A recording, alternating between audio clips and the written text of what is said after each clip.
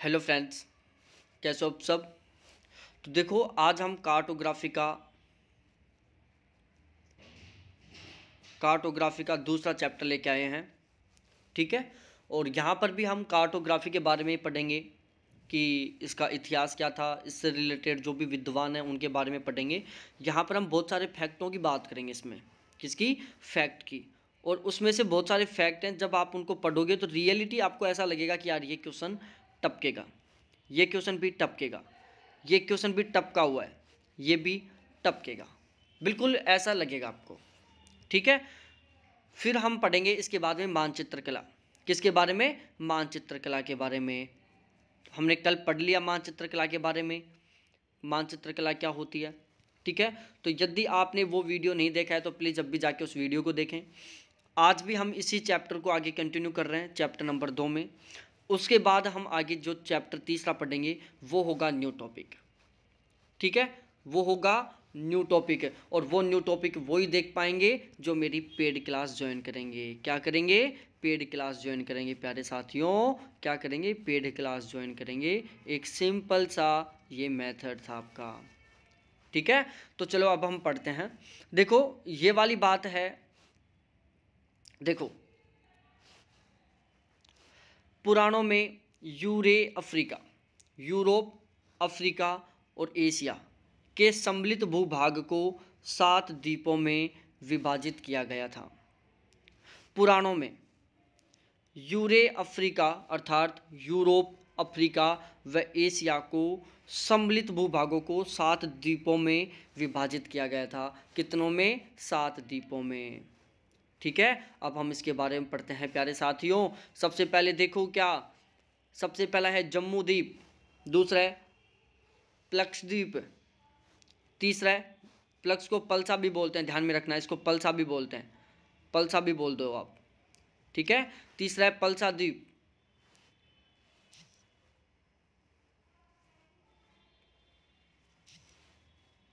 कौन सा है? पल्सा द्वीप।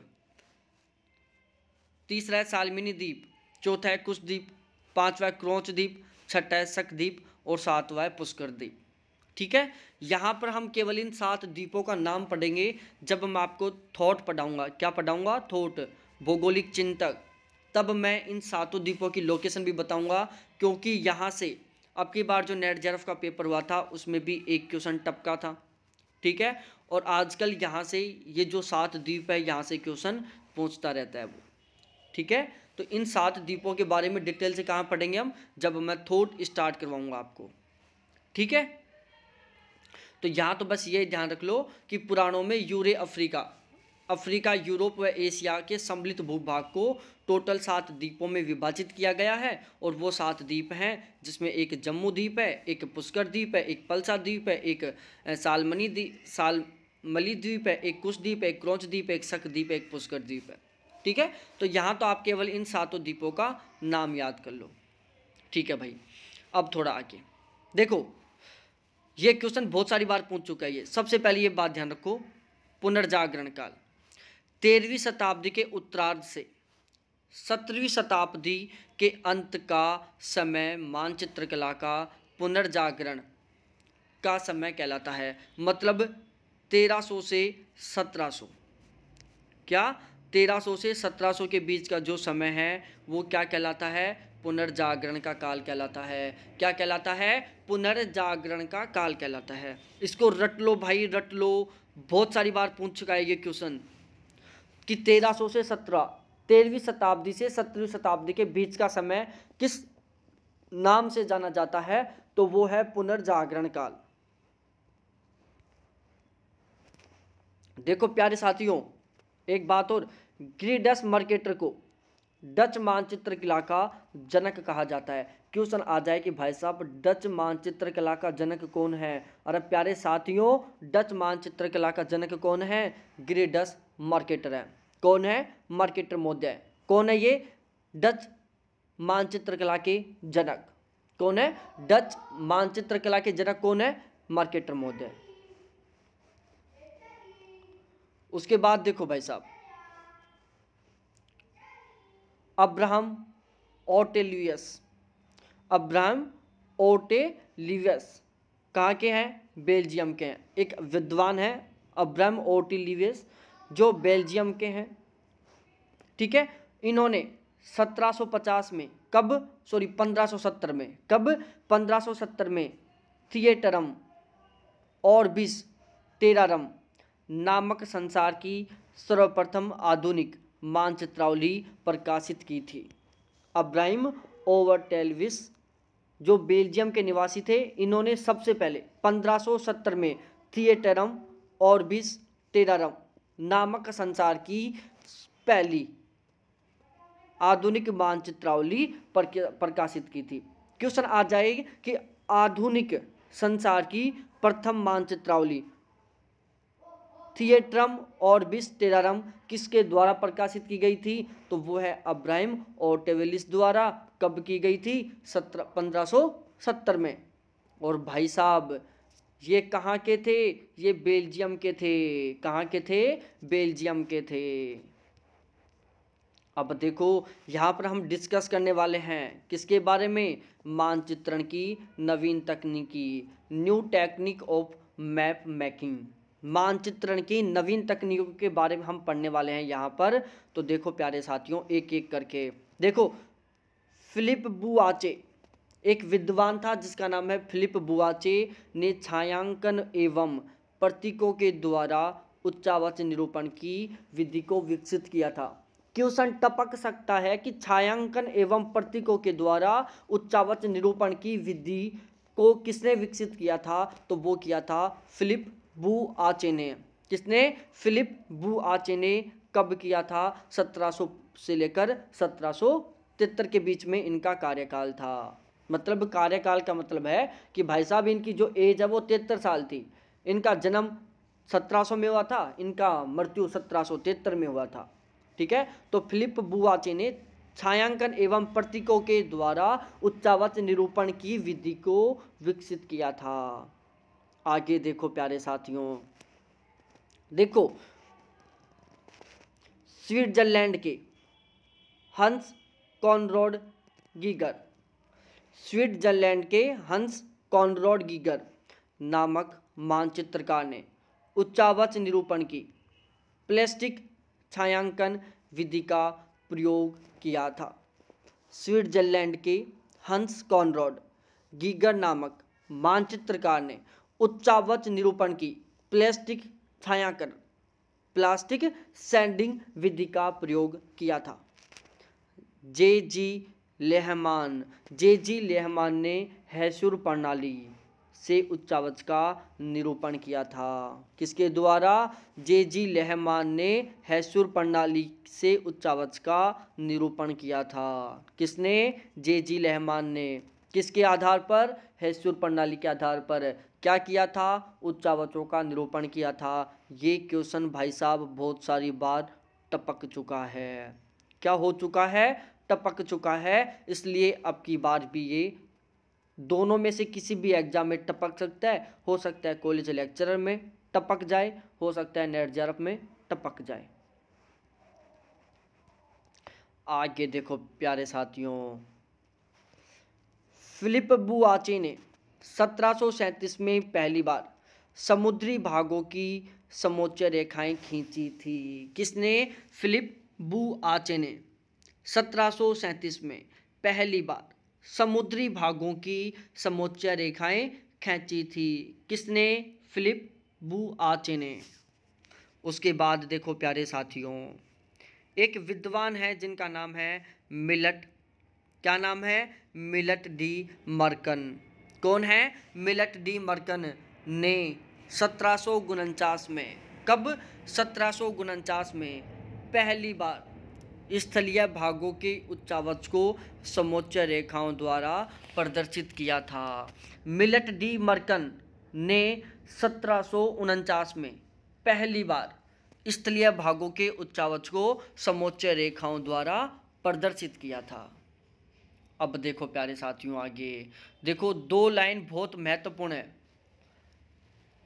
फर्स्ट ग्रेड के लिए, आरपीएससी कॉलेज लेक्चरर के लिए और नेट जेआरएफ के लिए। तीनों में से किसी में भी टपक सकता है। एक क्वेश्चन देखो, भारत में ध्यान से सुनना। भारत में राष्ट्रीय सर्वेक्षण विभाग की स्थापना कब हुई थी? 1767 में। संसार की प्रथम राष्ट्रीय मानचित्रावली कहाँ की है? स्कॉटलैंड की मानचित्रावली है। तो संसार की प्रथम राष्ट्रीय मानचित्रावली स्कॉटलैंड की मानचित्रावली, जिसे जे जी बार्थोलोमेव ने 1895 में प्रकाशित किया था। ठीक है, संसार की जो पहली राष्ट्रीय मानचित्रावली कौन सी थी? स्कॉटलैंड की मानचित्रावली थी। किसने प्रकाशित किया था? जे जी बार्थोलोमेव ने। कब किया था? 1895 में। लाइन खींच दो, 2 3 4 5 जितने भी खींचे जाए, क्योंकि इंपॉर्टेंट है ये। उसके बाद देखो, ये भी अति महत्वपूर्ण लाइन है उन्हीं की तरह। भारत की प्रथम राष्ट्रीय मानचित्रावली 1957 में प्रकाशित हुई थी। भारत की प्रथम राष्ट्रीय मानचित्रावली कब प्रकाशित हुई थी? 1957 में। आगे देखो, विभिन्न देशों की मानचित्र कला को एक समान अंतर्राष्ट्रीय मानक के अनुसार विकसित करने के लिए 1961 में अंतर्राष्ट्रीय मानचित्र कला संघ इंटरनेशनल कार्टोग्राफिक एसोसिएशन की स्थापना की गई थी। ठीक है, तो क्वेश्चन यहाँ से इसी तरीके से टपक सकता है कि अंतर्राष्ट्रीय मानचित्र कला संघ इंटरनेशनल कार्टोग्राफी एसोसिएशन की स्थापना कब हुई थी? 1961 में। भाई साहब, इससे पहले जब मैं पढ़ाता था, मैं कभी भी फैक्ट, कभी भी सन नहीं बताता था। सन मैं कभी नहीं बताता था, लेकिन जो ये 2020 में पेपर हुआ है, इसने मेरे को प्रूफ दे दिया कि सर आपको सन भी बतानी पड़ेंगी अब, क्योंकि मैं सन से भी क्वेश्चन पूछ लेता हूँ। 2020 के पेपर की बात करोगे जेआरएफ वाले की, तो यहाँ पर 2 क्वेश्चन आए थे सन से रिलेटेड। ठीक है, वहाँ पर सन पूछी थी, इसलिए अब हमें सन भी याद करनी पड़ेंगी। आगे देखो, यूनानी विद्वानों ने सर्वप्रथम तत्कालीन ज्ञात संसार का वैज्ञानिक आधार पर मानचित्र बनाने का प्रयास किया था। यूनानी विद्वानों ने सर्वप्रथम तत्कालीन ज्ञात संसार का वैज्ञानिक आधार पर मानचित्र बनाने का प्रयास किया था। यूनानी मानचित्र कला को शिखर तक पहुंचाने का श्रेय टॉलेमी को दिया जाता है। यूनानी मानचित्र कला को शिखर तक पहुंचाने का श्रेय किसको दिया जाता है? टॉलेमी महोदय को दिया जाता है। किसको? टॉलेमी को। यूनानी विद्वानों ने ही सर्वप्रथम तत्कालीन ज्ञात संसार का वैज्ञानिक आधार पर मानचित्र बनाने का प्रयास किया था। उसके बाद देखो क्या, देखो, यूनानी विद्वानों द्वारा ही पृथ्वी पर भूमध्य रेखा का निर्धारण, अक्षांश देशांतर प्रणाली का विकास, पृथ्वी को विभिन्न कटिबंधों में विभाजन, प्रक्षेपों की रचना आदि कार्य किए थे। बताओ भाई, पृथ्वी पर भूमध्य रेखा का निर्धारण, अक्षांश देशांतर प्रणाली का विकास, पृथ्वी को विभिन्न कटिबंधों में विभाजन और प्रक्षेपों की रचना किन्होंने की थी? यूनानी विद्वानों ने। किसने? यूनानी विद्वानों ने। आगे देखो, सबसे पहले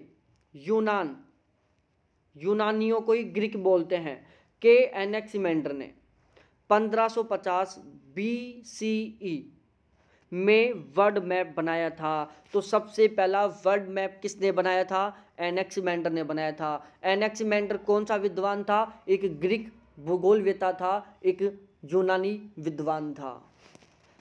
इस मानचित्र में एनेक्सिमेंडर का मानना था कि दुनिया एक सिलेंडर के आकार की है, मतलब एक बेलन के आकार की है। तो सबसे पहला वर्ल्ड मैप किसने बनाया? एनेक्सिमेंडर ने बनाया। एनेक्सिमेंडर कहाँ के थे? यूनान के थे। और एनेक्सिमेंडर ने अपने इस मानचित्र में प्रूफ दिया कि भाई साहब पूरी की पूरी दुनिया एक बेलन के आकार की है, एक सिलेंडर के आकार की है। ठीक है जी, ये आपको ध्यान में रखना है सारी बातें।